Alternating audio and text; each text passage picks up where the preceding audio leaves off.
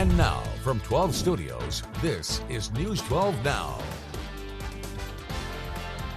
Today is Tuesday, July 2nd. Welcome to News 12 Now. I'm Kylie Dudman.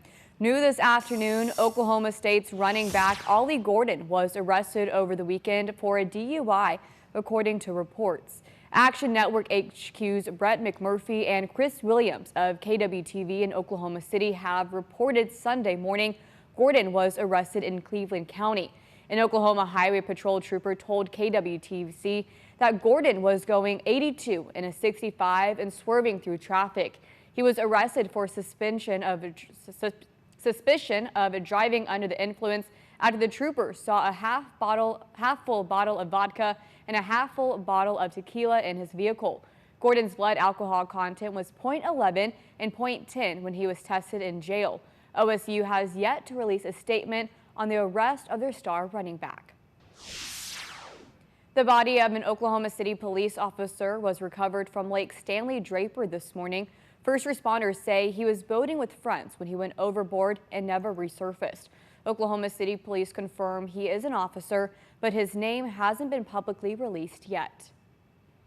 And an animal control officer in Seminole, Oklahoma is charged with felony animal cruelty for allegedly beating, sitting on, and strangling a puppy on the job.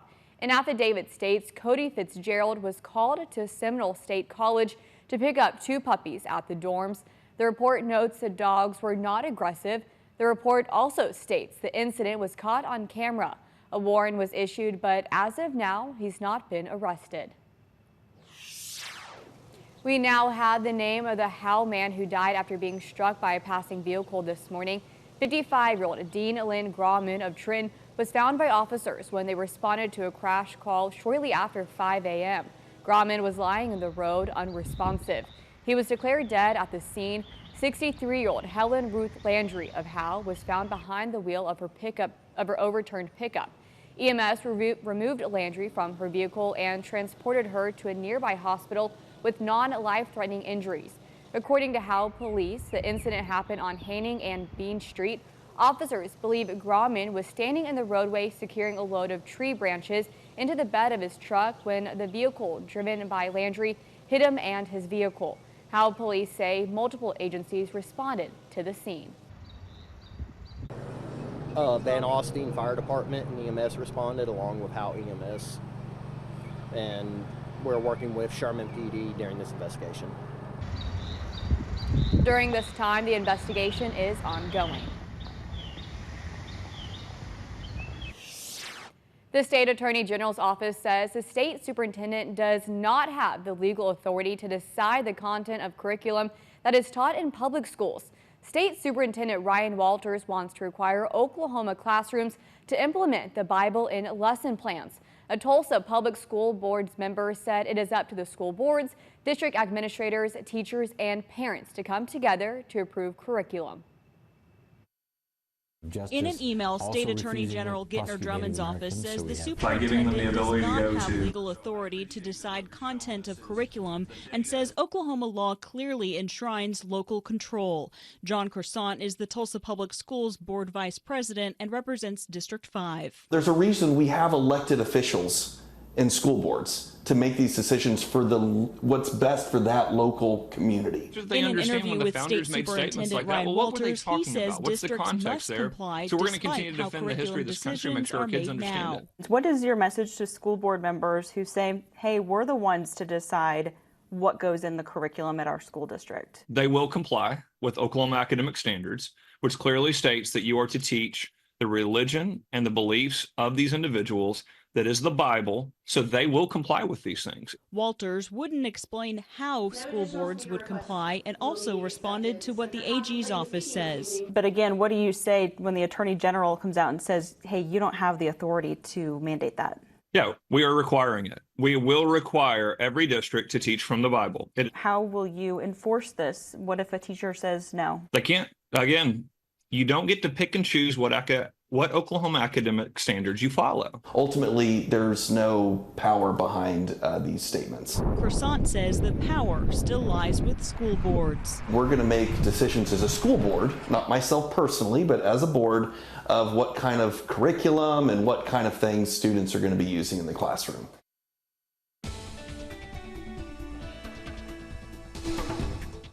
Well, the heat advisory is back, and this time with its friend excessive heat warning to the east. It is going to be a hot one for July 2nd. It's already really hot out there with temperatures in the low to mid 90s, but it's only going to climb. Antlers and Hugo just jumped up a degree, which means their heat index really jumped up. Look at that 105 in Antlers. You can start to understand why they have an excessive heat warning instead of just a simple heat advisory. Winds starting to pick up out of the south, double-digit wind speeds, but for the rest of the day, expect 101 for a high as we go into the 4th of July week. Wednesday is going to be more of the same, but then Thursday, we're going to see very hot conditions and then a cold front moving through that is going to bring some storms with it. I'll go over that in more detail coming up. Kylie? Thank you, Brady. The family of Sean St. Clair, who was killed Saturday night, is remembering him and calling for justice. 16-year-old Cheyenne St. Clair says her dad was always there for her and would do anything for the people he cared about. She says their family has been going back to where he took his last breath to connect with him as they continue to grieve. They're hoping that investigators can figure out why this all happened. The OSBI is investigating, and we will continue to follow this case. And staying in Meade, a driver is in the Bryan County Jail after a crash involving a pedestrian from Sunday evening. 23-year-old Keon Christie of Medill was booked in on charges of second-degree homicide, DUI, and driving left of center.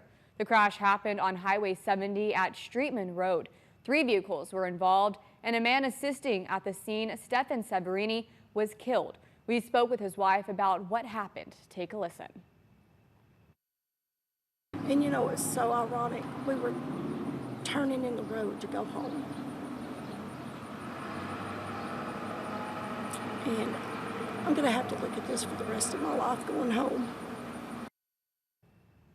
Severini is remembered as a good cook, handyman, and a person who would help anyone.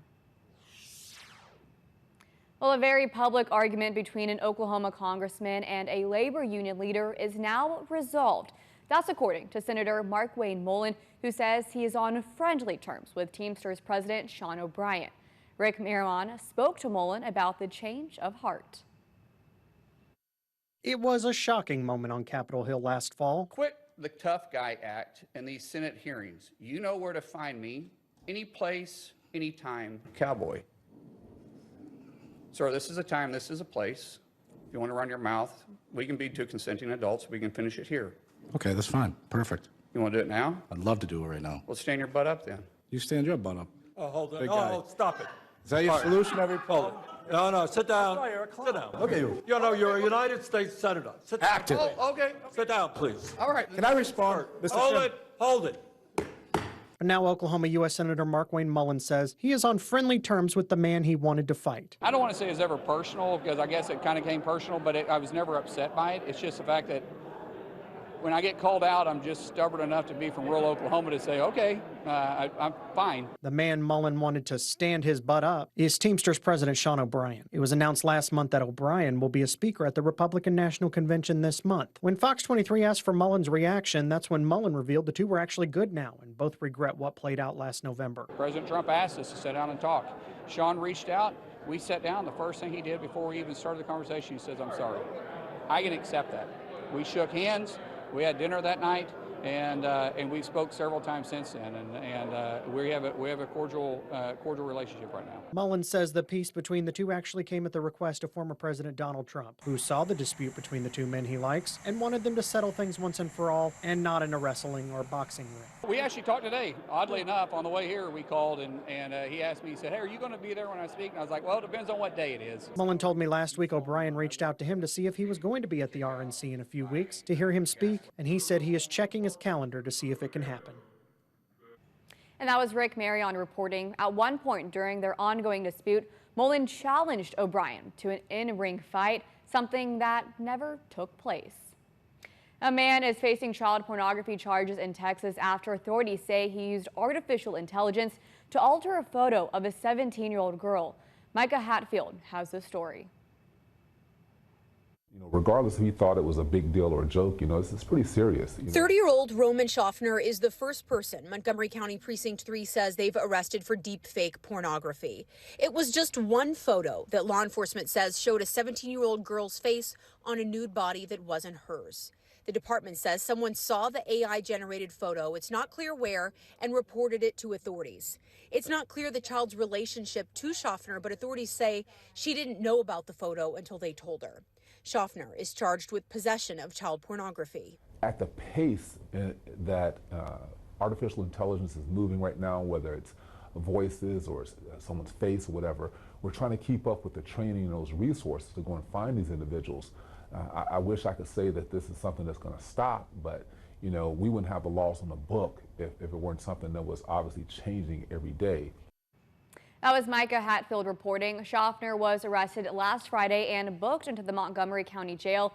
He is no longer listed as being in custody. Thank you for watching today's News 12 Now. Make sure to subscribe so you find out why Texoma turns to us. You can also follow us on Instagram and Facebook, where you'll see more social media exclusive content. Want more News 12 Now? Watch us live every weekday through the KXII app on your phone or TV and through our website.